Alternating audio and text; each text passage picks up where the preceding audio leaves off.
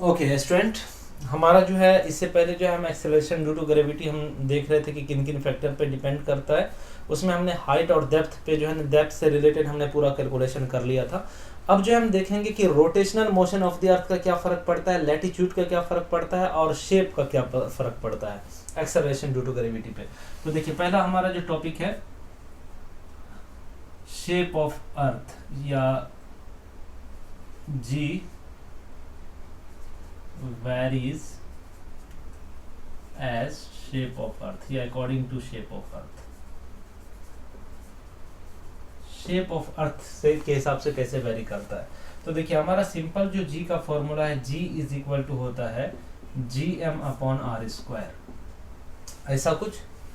तो देखिए इक्वेटर पे जो रेडियस है वो ज्यादा होता है, ठीक। अर्थ कैसे एक चिपटी है, तो इक्वेटर पे रेडियस ज्यादा और पोल पे रेडियस कम, ठीक है ना। हम यहाँ पर लिख सकते हैं कि आर पी यानी radius on pole is less than R E यानी रेडियस ऑन इक्वेटर।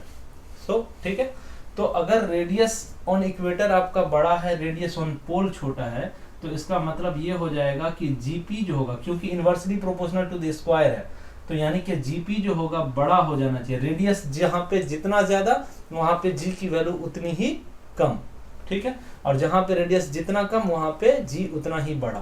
तो यहाँ पे रेडियस जो है पोल पे छोटा है, तो जी जो होगा पोल पे बड़ा हो जाएगा, ठीक है ना। तो जीपी जो हो जाएगा वो बड़ा हो जाएगा जी इक्वेटर से।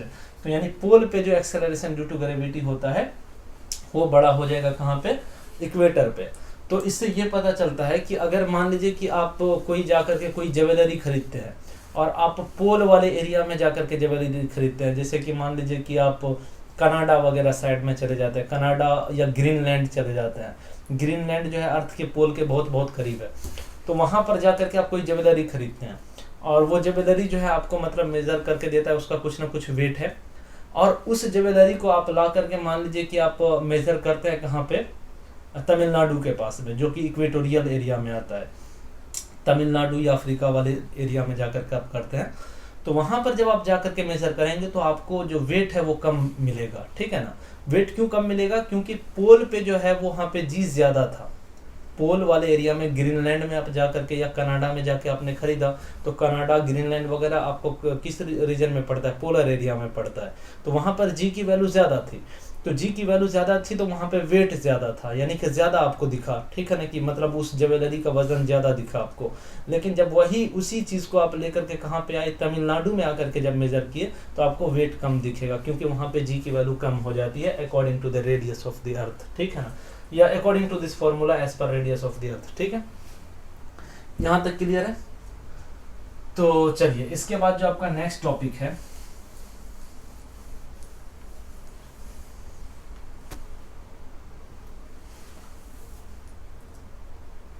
लैटिट्यूड या इफेक्ट ऑफ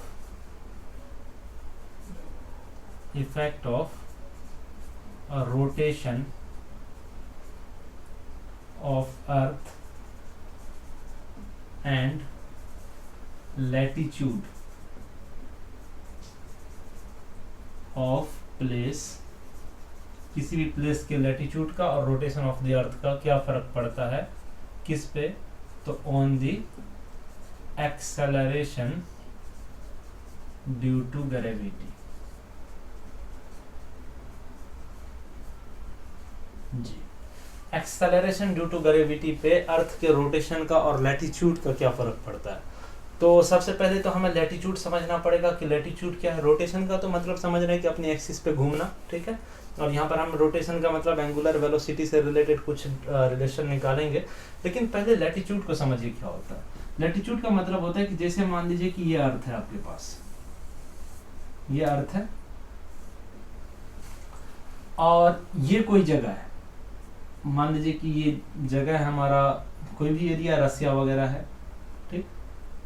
और ये आपका सेंटर है और ये आपकी अर्थ की मान लीजिए एक्सिस है, ठीक।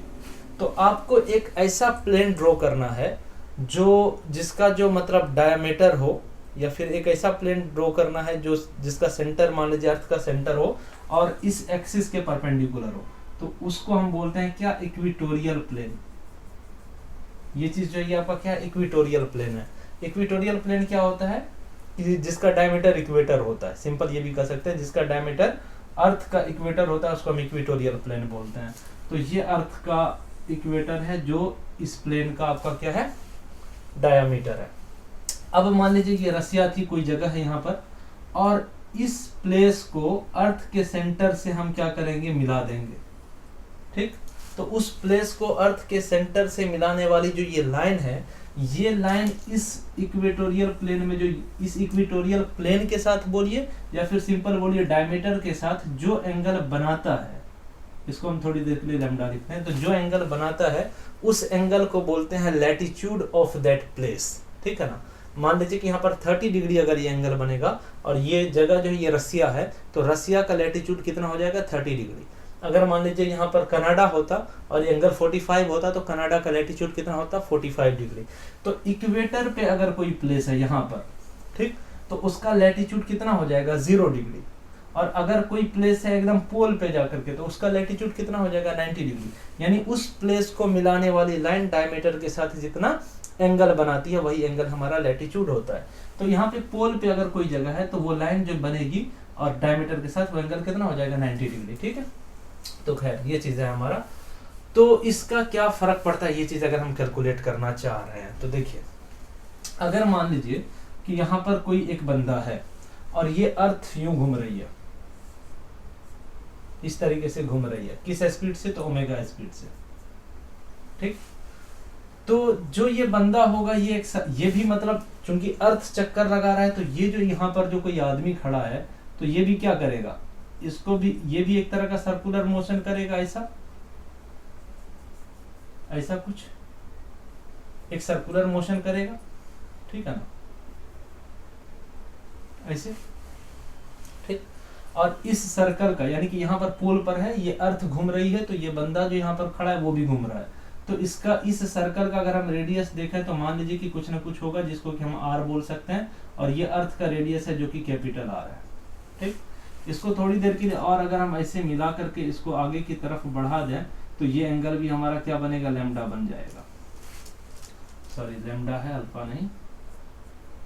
ठीक है, अब देखिए, जब कोई भी ऑब्जेक्ट किसी सर्कुलर पाथ पे मूव करता है, मोशन करता है, तो वैसे सिचुएशन में वो एक, उसके ऊपर एक फोर्स लगता है, सेंट्रीपिटल फोर्स, अगर हम बाहर से देख रहे हैं तो। लेकिन अगर उसी फ्रेम ऑफ रेफरेंस में चले जाते हैं तो हम उसी सेंट्रीपिटल फोर्स को से कंसीडर ना करके सेंट्रीफ्यूगल फोर्स कंसीडर करते हैं। तो यहाँ पर जो बंदा है वो खुद अगर फील करेगा तो कौन सा फोर्स फील करेगा, सेंट्रीफ्यूगल फोर्स फील करेगा। तो सेंट्रीफ्यूगल फोर्स किधर की तरफ लगेगा, इधर की तरफ, बाहर की तरफ। और इस फोर्स की वैल्यू कितनी हो जाएगी, mr ओमेगा स्क्वायर के बराबर, क्योंकि सेंट्रीपिटल या सेंट्रीफ्यूगल फोर्स जो होता है वो आपका mr ओमेगा स्क्वायर के बराबर होता है। तो ये अर्थ ओमेगा वेलोसिटी से घूम रही है, तो सेंट्री, यहाँ पर जो आदमी होगा कोई खड़ा हुआ, उसको जो सेंट्रीफ्यूगल फोर्स लगेगा वो कितना लगेगा, mr ओमेगा स्क्वायर लगेगा। ठीक है, अब देखिए ये लाइन यहाँ से ऐसे जा रही है, इसके परपेंडिकुलर हम एक लाइन अगर ड्रॉ करें तो कुछ ऐसे जाएगी। ठीक है, अब इस mr ओमेगा स्क्वायर का दो कंपोनेंट बनेगा, एक ये वाला कंपोनेंट है जो कि बराबर हो जाएगा किसके, mr omega square cos lambda के, सॉरी cos लैम्डा, और ये वाला कंपोनेंट जो हो जाएगा क्या हो जाएगा, mr omega square sin lambda.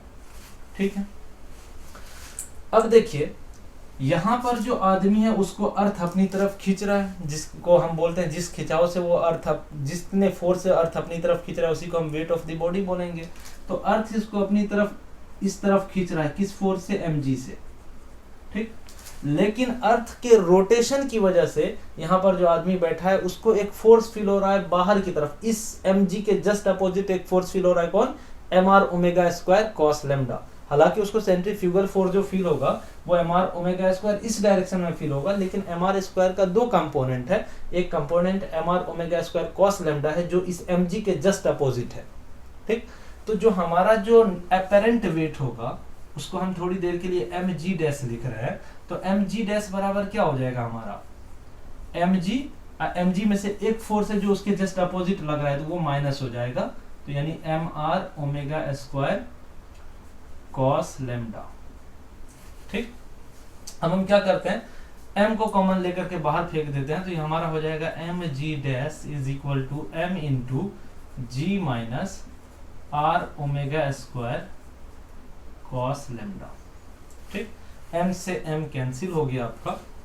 इसको जी डैश ना बोल करके जी लेमडा लिखिए तो ज्यादा अच्छा होगा, ठीक है ना। यानी वहां पर जो एपरेंट वेट है या apparent acceleration due to gravity है, तो हमारा ये कुल मिलाकर के आएगा क्या, G lambda is equal to ji minus are omega square cos lambda. ठीक, अब ये आर कौन है, ये जो आदमी जो था यहाँ पर जो एक तरह का सर्कुलर मोशन कर रहा था उसके सर्कल का रेडियस था, ये अर्थ के सर्कल का रेडियस तो है नहीं। अब यहाँ पर देखिए, अगर आप यहाँ पर अगर देखिए तो ये आपका एंगल लेमडा है, ये भी एंगल आपका क्या है, लेमडा है। ये एक राइट एंगल ट्रायंगल बन रहा है, ठीक, और ये एंगल आपका कितना बनेगा, ये भी लेमडा बनेगा अल्टरनेट इंटीरियर एंगल से।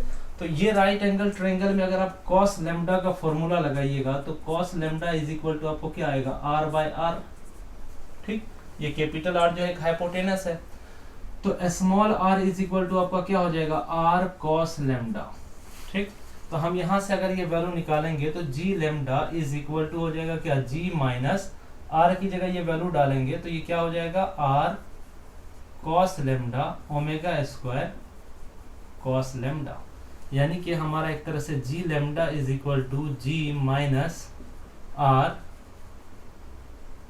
Omega square cos square lambda, इतनी वैल्यू आ जाएगी हमारी। ठीक, तो देखिए ये जो यहाँ पर है, यानी कि इस लैटिट्यूड पर जो कोई ऑब्जेक्ट है उस पे जो एक्सेलरेशन ड्यू टू ग्रेविटी है वो डिपेंड कर रहा है किस पे, ओमेगा पे, अर्थ की जो एंगुलर स्पीड है उस पे डिपेंड करता है, दूसरा लैटिट्यूड पे डिपेंड करता है। तो लैटिट्यूड तो हम पहले भी देख चुके थे, खैर लैटिट्यूड पे जो डिपेंड करता है, अगर मान लीजिए ये एंगल 0 डिग्री है, ठीक, तो 0 डिग्री है तो ये पूरी वैल्यू 1 हो जाएगी। मान लीजिए कि आप ये अगर देख रहे हैं ऑन द इक्वेटर, आप देख रहे हैं on the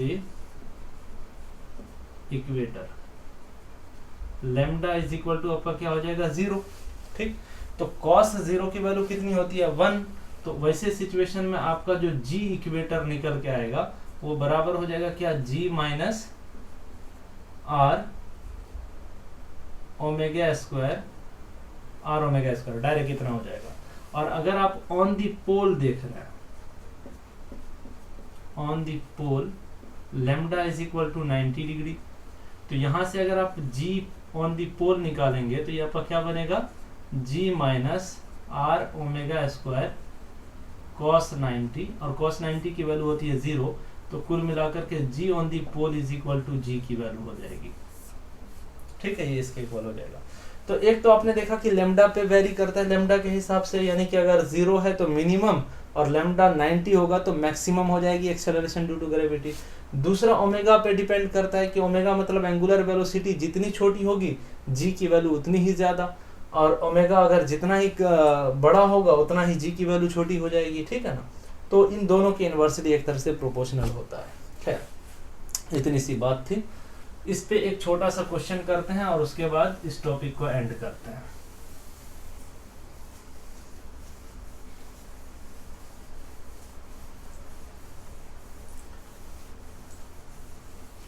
oh my God,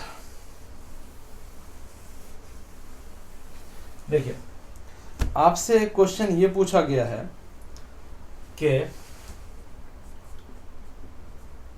find the angular velocity, चल ही नहीं रहा, find the angular velocity of earth for which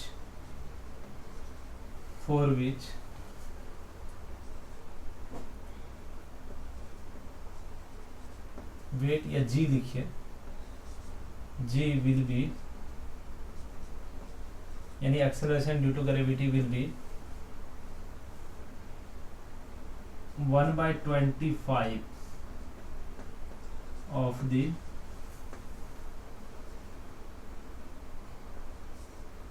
ji now या जी। ठीक है ना, यानी कि ये जो जी है एक तरह से 1/25 हो जाना है, आपको ये पता करना है।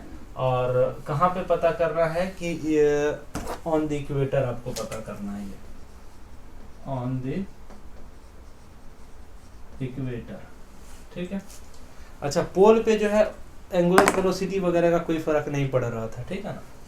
तो खैर अगर हम इस चीज को पता करने के लिए जा रहे हैं तो देखिए हम सिंपल क्या कह सकते हैं, हमारा जो सिंपल फॉर्मूला आया था g lambda is equal to ji minus are omega square, ऐसा ही था ना, g minus are omega square, ठीक।